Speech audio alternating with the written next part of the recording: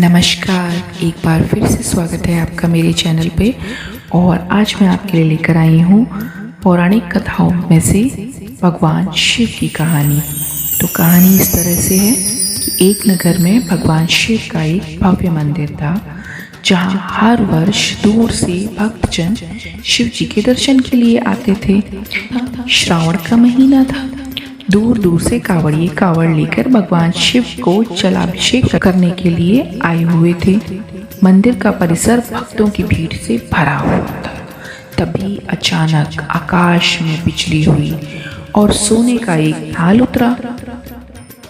उसी के साथ एक भविष्यवाणी हुई कि जो भगवान शिव का सच्चा भक्त और प्रेमी है, उसी को यह थाल मिलेगा। मंदिर के परिसर में उपस्थित सभी लोगों ने यह भविष्यवाणी सुनी। धीरे धीरे सभी इकट्ठे हो गए। बात फैलने लगी। जो लोग मंदिर की व्यवस्था देखते थे, उन्हें तो पूरा विश्वास था कि यह थाल हमें ही मिलेगा। इसीलिए वे सबसे आगे जाकर खड़े हो गए। सबसे पहले पंडित जी आए। बोले, देखिए, मैं प्रतिदिन महादेव का अभिषेक करता हूँ, अतः मैं ही भोलेनाथ का सबसे निकटवर्ती प्रेमी और भक्त हूँ, इसलिए थाल मुझे मिलना चाहिए। इतना कहकर पंडित जी ने थाल उठाया। जैसे ही पंडित जी ने थाल उठाया, थाल पीतल का हो गया। यह देखकर पंडित जी बड़े लज्जित हुए। उन्होंने थाल स्थान पर वापस रख दिया। इसी प्रकार वहाँ उपस्थित सभी पंडितों ने खुद को आजमा लिया, लेकिन शायद उनमें से कोई भी सच्चा भक्त नहीं था। उन्हें भी थाल यथास्थान पर वापस रखकर जाना पड़ा। इसके बाद उस नगर के राजा का आगमन हुआ। राजा साहब आगे आए। बोले, मैंने महादेव के मंदिर में बड़ी भारी दान दक्षिणा दी है, इसलिए यह थाल मुझे ही मिलना चाहिए।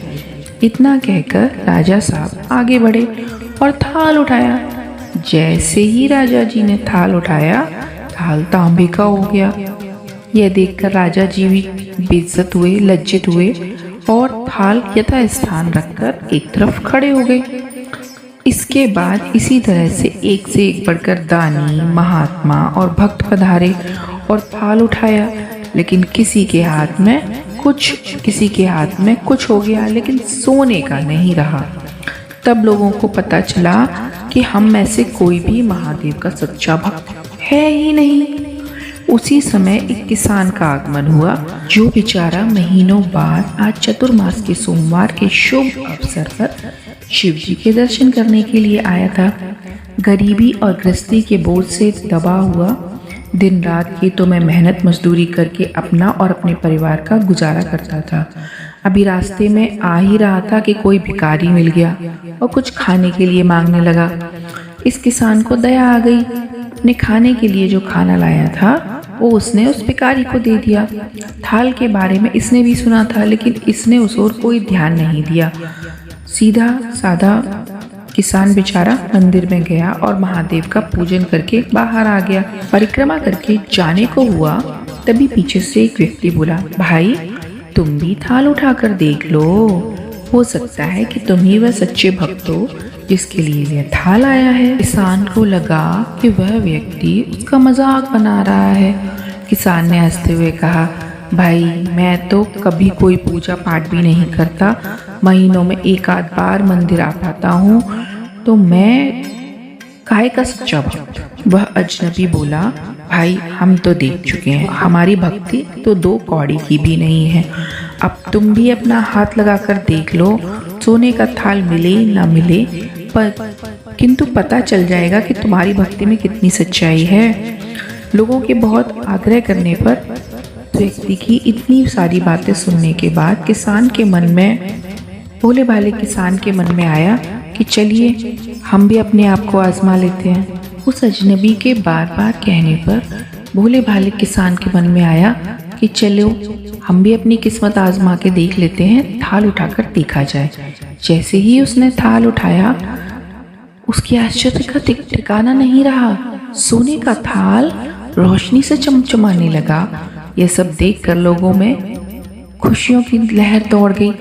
सभी लोग उसके जय जयकारे लगाने लगे और पूछने लगे कि भाई, तुम ही सच्चे भक्त हो। अब हमें यह बता दो कि किस विधि से भक्ति करते हो जिससे महादेव तुमसे इतने प्रसन्न हैं। तो किसान ने कहा, भाई मैं कोई भक्ति नहीं करता, मैं केवल दिन भर खेतों में काम करता हूँ और थोड़ा समय निकाल जरूरतमंद लोगों की मदद करता हूँ।